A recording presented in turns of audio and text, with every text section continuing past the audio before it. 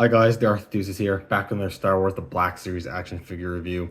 Today taking a look at the relatively recent Super Battle Droid, which I know for a lot of collectors has been a much requested figure to be released in the Black Series. I think it's one of the last few like the Separatist Battle Droids that hasn't been made yet. And yeah, I finally got my pre-order in. It took a little while. GameStop pickup in store is always kind of sketchy when it comes to whether your Black Series Pros will actually show up, but this one did eventually. And I'm actually really pleased with this figure. I was definitely looking forward to it, but I wasn't expecting it to be my favorite figure of the year, and I'm going to be honest, it's at least in contention for my favorite Black Series figure of the year so far. It's actually really quite cool. But let's just get right on to it and take a look at the figure itself. He is a decently sized figure. He's a little taller and definitely slightly heftier than your average standard release. I am glad they didn't make this a deluxe figure because I could definitely see them trying to get away with doing that. But it's nice that he's not. This is actually the second release of this figure. This mold was first released in a 2-pack with a Geonosis Battle Droid that had 3PO's head on top of it. Then we have this one, which I believe is a little cleaner looking. Doesn't have like the Geonosis dust on them. And then it's getting a third release already later on. It's in an Amazon Jedi Survivor 3-pack where it's repainted to how it looks in Jedi Survivor. And he's got a retooled arm with the heavy cannon arm instead of the normal arm, which I think is pretty cool.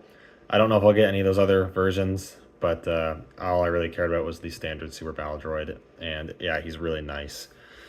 I think the proportions and the sculpt and detail looks really good.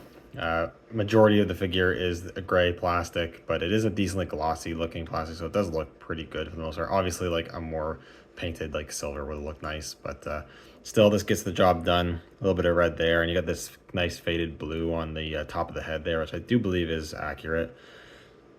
And then you can just barely make out some eye slits there, but that looks really cool. I like the darker grays. You'll see spread kind of throughout the figure, kind of break up the just standard gray that they use, which is nice. And kind of at some of these joint areas, you'll see like some silver detailing. And you've got like the detail there around the waist area, which looks really cool to me. And the feet, there are peg holes at the bottom of the feet. Of course, on the right arm, you do have the wrist blaster. It wouldn't be a Super Battle Droid without wrist blaster. I think that looks pretty nice. And the big old hands are both molded in a kind of fist pose, but they can also grip stuff if you want them to. The rib section as well looks real nice. Yeah, I mean, it's not like the most crazy detailed or looking figure design ever. It does what it needs to do though, and it looks good. Articulation wise, I'm pretty impressed with the articulation actually. A lot of the Separatist battle droids that have been released in the Black Series so far honestly haven't been the best when it comes to articulation, but I gotta say I do think the Super Battle Droid has been the best out of the bunch. There's no head articulation because it's like part of the torso, but you do have a ball and socket at each shoulder, so you do get a fair amount of motion. They only go out about that far, unfortunately, but they do fully rotate. You can actually move them inwards quite a bit, and you get some butterflying kind of motion because of the style of the joint. There's also a swivel at the base of the bicep as well as swivel at the base of the forearm there. So you get a fair amount of movement there, as well as a single hinge that is nicely kind of designed so it can still get a full 90 degrees, which is good. I do kind of wish the elbow joint could bend in a little further, I'm not going to lie. If you swivel around the forearm, it can go in a little further, but I still wish it could go a little deeper, but it's not too bad. You can still pretty much get the classic Super Battle Droid pose with the gun up at rest kind of thing. But then, yeah, the swivel also helps to get actual firing poses as well. Each wrist also has a rotation and a hinge in and out, which is good. There's a torso joint that is cleverly kind of hidden there between the rib section and the torso. It can go back a decent amount, goes forward a bit, a decent amount of pivot, and then there is rotation. Hips are the same style joint as the shoulders. They do go about that far, nothing too crazy, but it is decent. They actually move inwards a fair amount too. They swivel up very high and very far back because of the design of the droid. There is actually a bicep swivel, or not bicep, sorry, thigh swivel, which I think is pretty interesting, but that's good. And kind of a cool thing here, single hinges at the knees, and there actually is cutouts in the back of the legs, so it actually kind of slots and allows for a little more articulation, which I think is super cool. And then the ankles do have hinges up and down and ankle rockers. And the knees also do have a rotation. So honestly, pretty good articulation because he has kind of bigger feet and whatnot. He doesn't have too much issue standing, and you can get some pretty decent posing out of this figure. In terms of accessories, he only comes with like one actual accessory, I guess, but it is a pretty cool one. He actually does come with a blast effect for the wrist blaster, which I think is super cool. It is this little like flare effect and with the beam coming out. For some reason, it is 2 pieces, so I don't know if you just want to have the flare out effect, you can do that, I guess. But we take the can there, and then you want to connect it so that it goes up higher on the top instead of the bottom, because you do it the wrong way around, it'll want to angle down. But if you do it the right way, it'll look straight and proper. So slot that in. And then there you have the effect press slot in. That looks super cool. I really like that a lot. I don't think the 2-pack version came with this, but I could be wrong. But yeah, that's really neat. And like I said, if you wanted to, I guess, maybe if you're limited on room or something, you can take off the beam and just have like the flash effect, which I guess is options. But another interesting feature, not really accessories, I guess, but an interesting feature is that you can actually remove some pieces from the droid. So you can actually remove the head casing thing, and you can see the inner workings and the little red eye or whatever that's supposed to be, sensor behind that, which I think is super cool. And you can actually also remove the entire torso piece, and you can get to see all the little inner workings, nice gunmetal kind of silver paint applied, and some nice painted details in there as well. Which I have to assume this is a reference to Republic Commando in the game.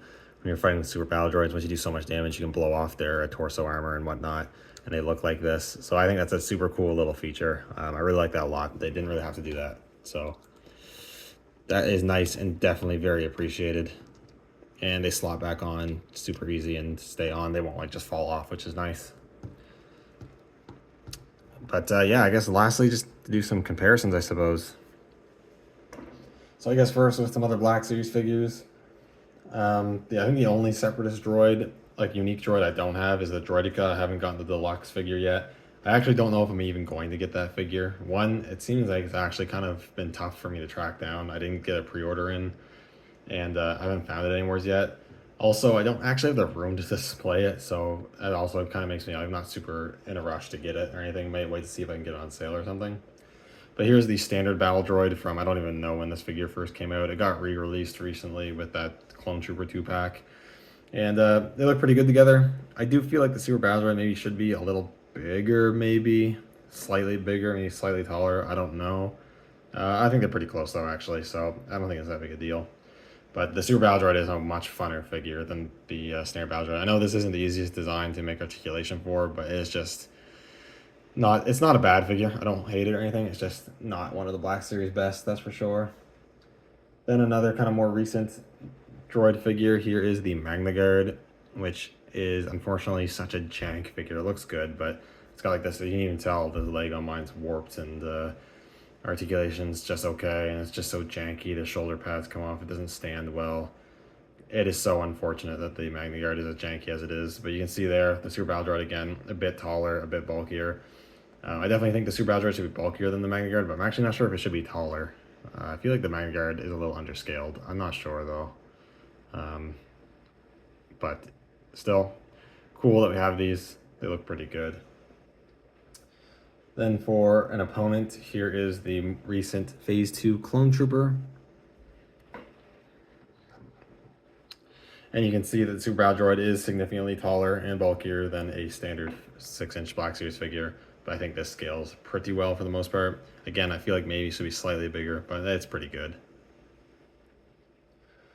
And then lastly, for fun, the only 3 3/4-inch Super Battle Droid I have ever owned is this one right here, which I think originally came out in Revenge of the Sith. I'm not entirely sure though, but they reissued or repainted this mold tons of times.